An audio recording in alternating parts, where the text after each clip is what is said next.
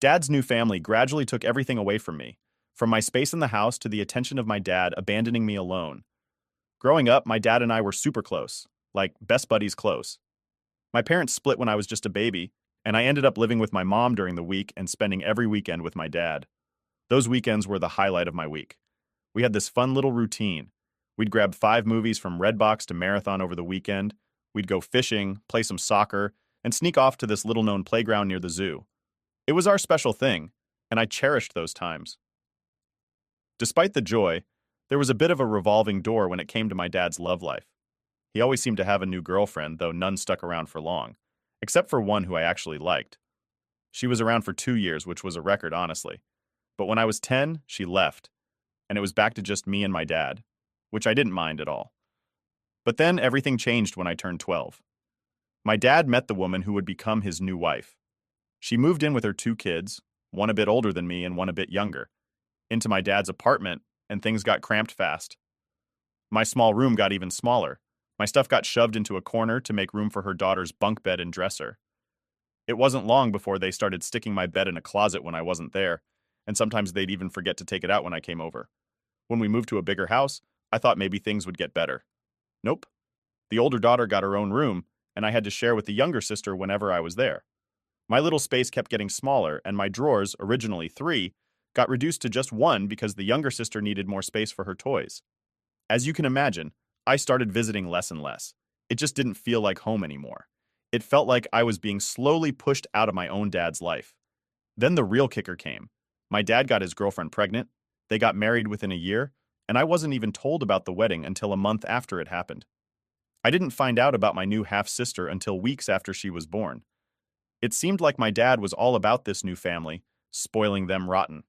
Meanwhile, he stopped paying child support for me, which hit my mom and me pretty hard financially. His wife, well, she doesn't work. She just stays at home, cooks, cleans, shops, and lives off what my dad earns. And on top of that, my dad is covering her older daughter's college expenses. The younger daughter, only about 10, is the very picture of a spoiled kid. And my little half-sister? She's just a toddler, but already showing signs of being just as spoiled. The routines and adventures I used to share with my dad? They're just memories now. Our bond feels like it was part of another life, a life that got overwritten when this new family came into the picture. It's like I don't even recognize my dad anymore. He seems so different, so distant from the dad I used to know and laugh with. Now, I find myself staying more at my friend's house. She's been great, offering me a place to crash whenever I need it. I just chip in for groceries and help out with other small bills. It's manageable with the jobs I'm working, and honestly, it's a relief to have somewhere I feel welcome. It's just tough, feeling like an outsider in what's supposed to be your family. As for my stepdad, he's been with my mom since I was 5. Apparently, though, I don't remember it. I once called him dad, and because of that, my dad told me I shouldn't love the man like a dad because he's not really my father. Apparently, that's why I started acting like I hated my stepdad. I never knew why I felt that way about him since he'd never been anything but good to me. And in the last few years, I felt much closer to him. He feels like the dad that my birth father should try to be. Over time, my dad has started to treat me differently. He rants to me about his political beliefs and conspiracy theories about aliens and stuff. He also brags about his new business and his new family, and if I ever try to share anything with him, he gets annoyed and shuts me up before continuing with his stories. It's like now he sees me as a buddy rather than his freaking daughter. Also, it was during these last few years that I learned the reason he and my mom divorced was not because they weren't right for each other, but rather because my father cheated on my mom while visiting his family in Canada. I'm now 15 and I have become a completely different person than the one my birth dad remembers. I no longer love the beach or soccer, and I now love music and reading and writing. I have written and published 2 books since 2022, and I'm writing the 3rd in my series. My stepdad supports my dreams and loves me so much that he brags about me to friends and family and calls me his daughter. My stepdad has an actual daughter who I love like a real sister, but she lives up north with her boyfriend and I don't see her often. Still though, I love them more though, and I love my birth dad and half-sister, who am actually related to my dad, blames me for never calling though, because of how he's treated me lately. I don't feel like I owe it to him. I also go months at a time without visiting him now because I no longer feel comfortable at that house. Especially since the bed I sleep on over there is literally considered as their guest bed in my birth dad's house. I am a guest because of all of this. I resent my dad. I haven't told anyone about this, so no one is calling me a jerk. but I'm wondering if I am because my dad is in love with his new family, and I'm wondering if it's a bad thing. I'm not happy for him. Am I the jerk? Update 1. So since I made the initial post, I've only visited my dad's house once, and safe to say I truly am nothing more than an uncomfortable guest in that house. I should start off by saying that every time I spend a few months without going to his house, my dad tries to play all innocent and calls me on Fridays to ask when he should pick me up. I never answer because he always calls me when I'm in a class or busy with studying, so he'll call my mom. But because he never asks me in advance, I tend to have plans on weekends with my cousin's friends or just to work on writing, since I'm still working on my third book and it takes a lot of focus that I can't get in his house. Actually, I'm now just going to call him Eric. He's honestly not been as much of a dad figure to me as my stepdad has. Anyway, it was my mom who had decided I would go over to his house, despite the fact that Eric hasn't paid child support in over 2 years now, and I hate going to his house. My mom says I should just visit from time to keep him from getting the court involved. She confuses me sometimes, saying that he's a deadbeat man, but also sometimes saying that he's my loving dad who deserves my respect. However, under the circumstances, I'm fairly certain that nothing would be any different since I never visit him. Then he doesn't pay child support anyway. In fact, once on Christmas, he bought a bunch of new gifts for his family and wrapped them up and everything. But weeks before Christmas, when I was visiting, he drove to Walmart so his wife could do groceries, and he handed me $200 and said, "Merry Christmas. Buy yourself something and the rest can be child support or whatever." I bought 2 books, but the rest of the money that was supposedly child support was nothing near to the amount he owed. I have told my mom I would be happier if he lost custody of me and my stepdad adopted me, but she thinks that's too extreme and says he's still your dad. He deserves your respect and love now. About the weekend I visited him from the minute Eric picked me up. All he talked about was his new family. He talked about the older sister and her boyfriend, the younger sister and the shopping. She does. And then my half-sister, who can now talk a little bit. I stayed silent the whole ride until he asked me a question about my school. And when I answered his question, he got frustrated and went into a conspiracy theory rant. I tuned him out for the rest of the drive after that. The rest of the weekend wasn't any better. The older sister did what she always does when I visit and locked herself in a room, only coming out when I left the house or when I was in the bathroom so she wouldn't have to talk to me. And the younger sister had a friend of hers over, and her friend had her stuff tossed on my bed and was sitting on it because it's the bed she sleeps in when she has sleepovers. Eric's wife did a poor job of hiding how bothered she was by me visiting more than once. She has been completely shocked. I was visiting because Eric didn't tell her, so she couldn't disagree.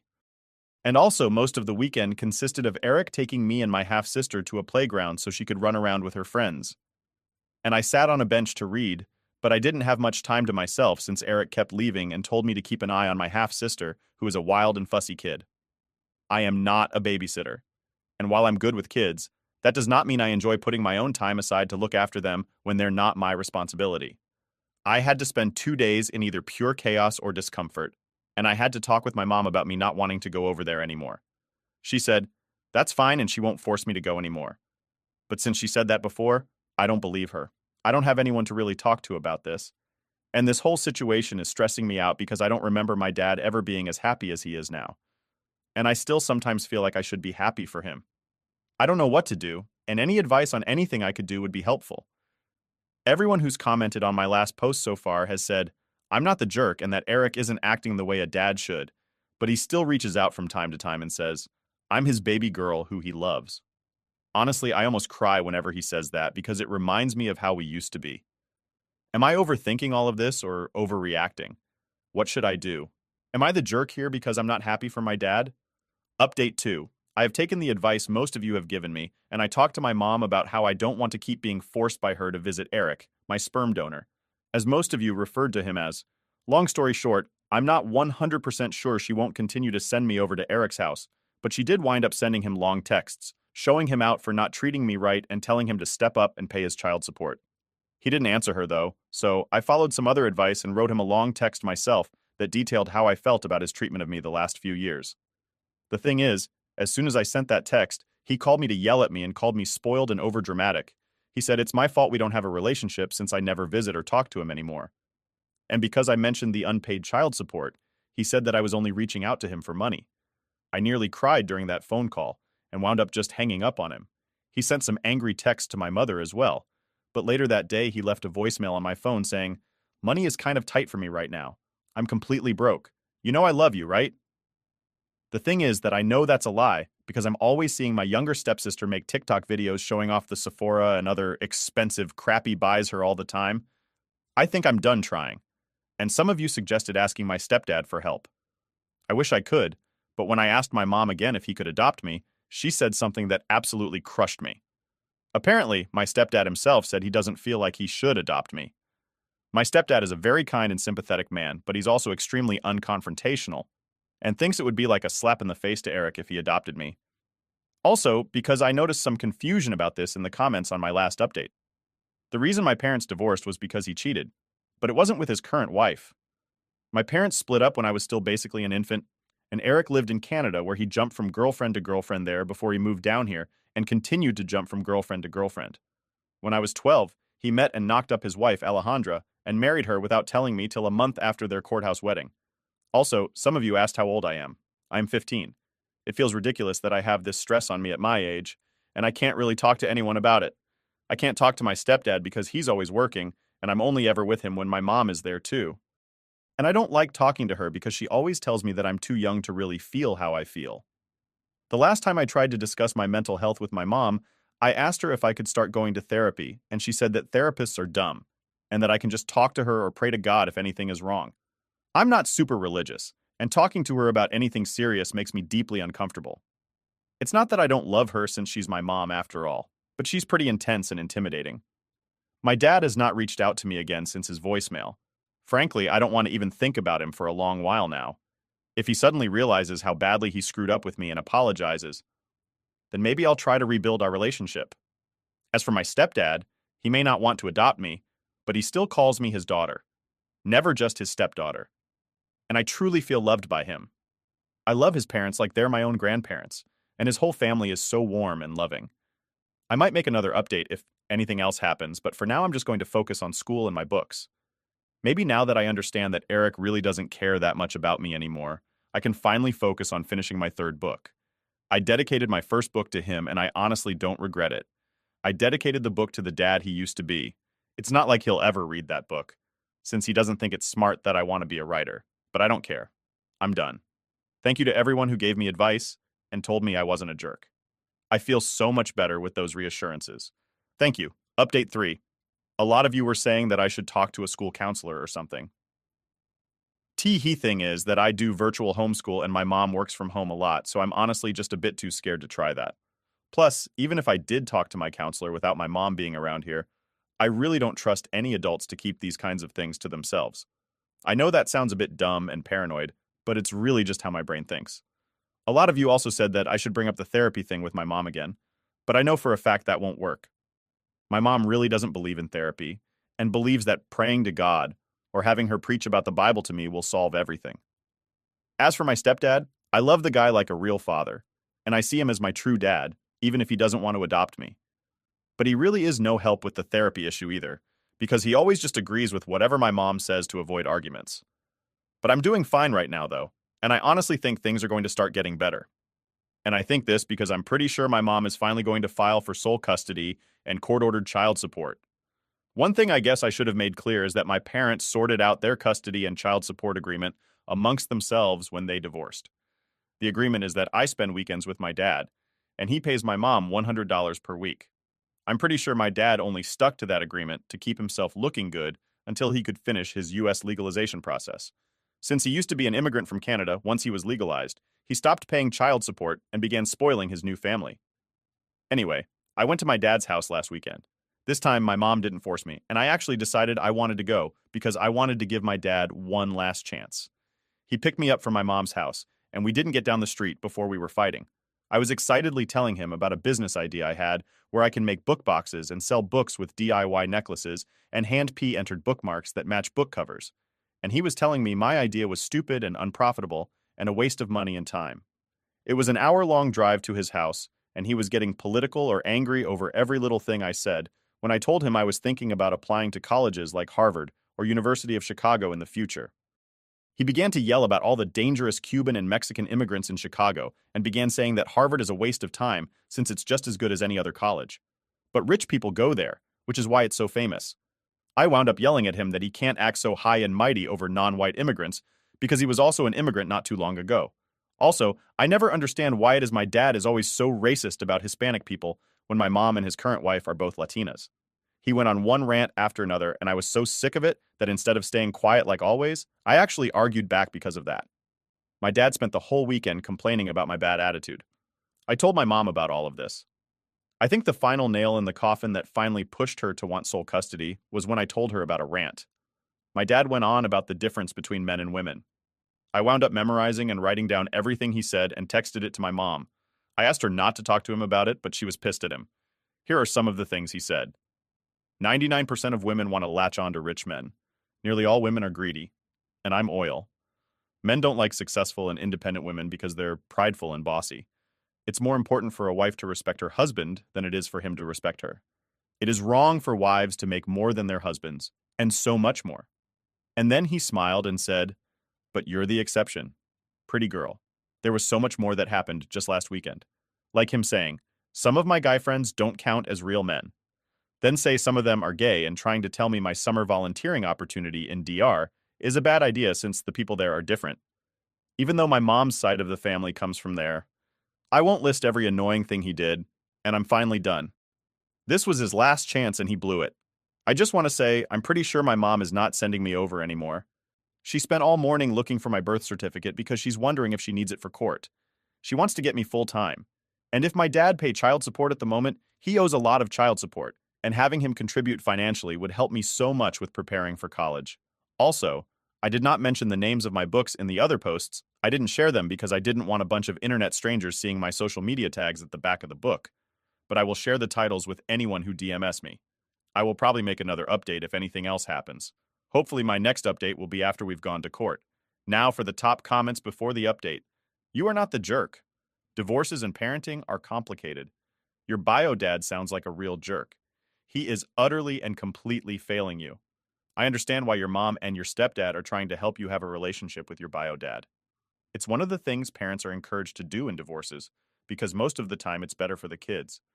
And if your parents had a court order that gave your bio dad visitation on the weekends, then she could be in trouble. If you didn't go to your dad's for your stepdad, he can't adopt you unless your bio dad's parental rights are terminated by a court. And if bio dad fights it, it would be a mess. Estes' reluctance to pursue the kind of court battle while you are still legally a minor actually makes sense. And I would strongly bet it has nothing to do with his feelings for you. He shows his love for you and your place in his heart every day. You don't need him to adopt you for high and to be your father. He already is. Please don't let his concerns about the legal mess trying to adopt you would be make you think he loves you any less. I'm glad your mom is going to go for both full custody and child support. Your bio asshole needs to be held accountable. I'm so sorry for you that you lost your bio dad. He may still be alive, but the father he was is dead. But you did nothing to cause it. He's just putting all his energy into the woman who I'll see meets his physical needs and leave it at that. It's an unfortunately common problem. Congrats on your books. It's so impressive. Update 4. After the last time I wrote here, I had this tiny hope that maybe, just maybe, things would settle down a bit. Like maybe we'd hit the peak of all this drama, and things would start to smooth over. Nope. Not even close. Instead, things just cranked up to a whole new level of crazy. It started off with a discovery that felt like a slap in the face. I was over at my dad's place, which is already a big ask for me these days, and I was killing time waiting for the awkward dinner that was bound to be as enjoyable as a root canal. I was flipping through some photo albums because nostalgia's a heck of a thing, and what I found almost made my heart stop. You know those old photos of me and my dad fishing and kicking the soccer ball around? Turns out, they've been updated. Yeah, updated. His wife's son was photoshopped into my place like I was just erased from those memories. It was like finding out you've been ghosted, but in the most literal way. I couldn't let that slide. I confronted him right there with the album in my hands, asking him what the heck was going on. And my dad, oh man, he actually tried to defend it. Said something about making sure her kids felt like they were part of the family from the start, as if I suddenly wasn't part of that family. It was insane. His wife jumped into the fray, of course, saying I was making a mountain out of a molehill, and that family isn't just about blood relations, but about who's there in the present. Yeah, right. I was so angry I was practically shaking, and then my dad decided to drop another huge piece of news right then and there. He casually mentioned he was thinking about legally adopting his stepson. That just about blew my top. He said it was all about securing the kid's future because that's what a real dad does. That felt like a punch to the gut, hearing him imply that somehow his stepson was now more his kid than I was. I stormed out of there, called my mom, and told her everything. She was livid. By the time I got home, she was already on the phone looking up lawyers to figure out how we could change the custody situation because it was clear Eric, yeah, I'm just calling him Eric now, had moved on and I was just an afterthought. But here's where it gets even crazier. My stepsister, who's pretty awesome and has been a real rock through all this, decided to vent a bit on social media about the whole messed up situation. She didn't think much of it, just a little support rant, but it blew up. Suddenly, there were tons of people chiming in. Most were super supportive, saying how messed up the situation was and siding with me, but then there were others who accused me of being dramatic and airing family dirty laundry online. It was wild seeing how many people had opinions on my life. Amidst this social media storm, I got a message out of the blue from my dad's sister, my aunt, who I haven't really talked to much in years. She'd seen the posts and was shocked. Turns out my dad hadn't been sharing much with his side of the family about what was going on. She was really upset about how things were being handled and invited me to come spend some time with them next summer. She said it might be good for me to reconnect with that side of the family without Eric's influence looming over everything. Honestly, it felt nice to know that part of my family was reaching out and that they cared. It was a small silver lining in this whole mess. Now, back at home, things are gearing up for a serious showdown. My mom's talking to lawyers about how to get full custody and possibly back child support. Because let's face it, Eric's been more focused on his new family than on fulfilling his responsibilities to me. It's a lot to process, and between school and trying to keep up with my own life, it feels like I'm constantly caught in a storm. I've been doing a lot of thinking, a lot of talking with friends, and the few family members who are in the loop. And the more I think about it, the more I realize that maybe this whole legal battle might be for the best. It's clear that things aren't going to change on their own, and if my mom can get full custody, maybe it'll finally be a wake-up call for Eric. Or maybe it won't change anything with him, but at least it'll give me some stability. It's weird, how everything you thought was stable can just flip upside down. But I'm hanging in there. Thanks to everyone here for the advice and support. It's really helped me feel less alone in all this. I'm trying to stay positive, focusing on school and my writing, and just taking it one day at a time. I'll keep you all posted on how things unfold. This has turned into more than just a family squabble. It's about finding out where I stand and making sure I'm not just a footnote in someone else's family story. Thanks again, everyone, for sticking with me. I'll update you when there's more to tell. Last update. Since my last post, things really came to a head with my dad, or Eric, as I've been calling him. My mom decided enough was enough and started the process to change our custody arrangement and handle the child support that Eric had been dodging.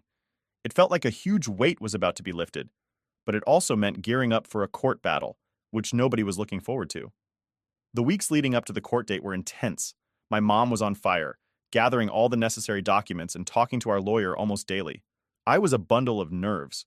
Part of me was angry at Eric for letting things get to this point. But another part of me was sad because it felt like I was officially losing the dad I used to know and love. The one who taught me to fish, who cheered the loudest at my soccer games, and who could always make me laugh with his terrible dad jokes. The court day finally arrived, and it was as tense and uncomfortable as you'd imagine. Sitting there in the courtroom, listening to the lawyer lay out all the ways Eric had failed in his responsibilities, was tough. They talked about the missed weekend visits, the unpaid child support, and how his actions, or lack thereof, were affecting me. It was a lot to process, and I felt everyone's eyes on me, like I was some character in a courtroom drama show. Eric was there, of course. He looked like he'd rather be anywhere else but there. When it was his turn to speak, he gave a bunch of excuses. Money was tight, his new family needed him, he didn't realize things were so bad, etc. It was the same old song and dance, and I could tell even the judge wasn't buying it. The look on the judge's face was one of skepticism, and I could almost hear the unspoken words, "Really, man? That's all you've got?" The judge was firm but fair. He asked Eric pointed questions about why he thought the situation was acceptable, why he thought it was okay to just start a new family and forget about his old responsibilities. Eric stumbled through his answers, and I saw him glance my way a few times, maybe looking for some sign of support or forgiveness. I just sat there, feeling a mix of pity and frustration. In the end, the judge ruled in our favor. My mom was granted full custody, and Eric was ordered to pay all the back child support he owed. It was a relief, sure, but it didn't feel like a victory. It felt like the end of something. A final acknowledgement that the dad I grew up with wasn't coming back. Walking out of that courtroom, I felt lighter in some ways, but also incredibly sad. It was like I was mourning the loss of my dad all over again, even though he was right there. He tried to talk to me afterward, tried to explain himself, but I couldn't handle it right then. I just nodded, said something about needing time, and left with my mom. The next few weeks were quiet. I threw myself into school and my writing, which has always been my escape. My books are doing well, and I've started working on a new one inspired by, well, all this mess. It's therapeutic in a way, turning my pain into stories, into something that maybe someone else out there can relate to and find comfort in. Eric has reached out a few times since the court date. He sent texts, a few emails, trying to bridge the gap between us. I've responded, but it's been short and non-committal. I'm not ready to let him back in, not fully. Maybe one day, but for now, I need this space to heal, to figure out who I am outside of all this drama. My mom and stepdad have been my rocks through all of this. They've supported me, given me space when I needed it, and just been there, which is more than I could have ever asked for. My stepdad in particular has really shown me what it means to be a dad, not by blood, but by action, by choice. It's given me a lot to think about what family really means and what I want my future to look like. As for this blog, this community that's been with me through every up and down, I can't thank you enough. Your comments, your support, your advice, it's meant the world to me. It's helped me feel less alone, less crazy for feeling the way I do. I'm not sure how often I'll update here moving forward since I'm hoping to put all this behind me, but know that I'm grateful for each of you. So here's to new beginnings, to moving forward, and to finding happiness wherever we can. Life's too short to hold on to grudges or to wait around for other people to change. We have to take the reins, make our own paths, and find our own peace. Thanks for being part of my journey. Here's to making the next chapter a good one.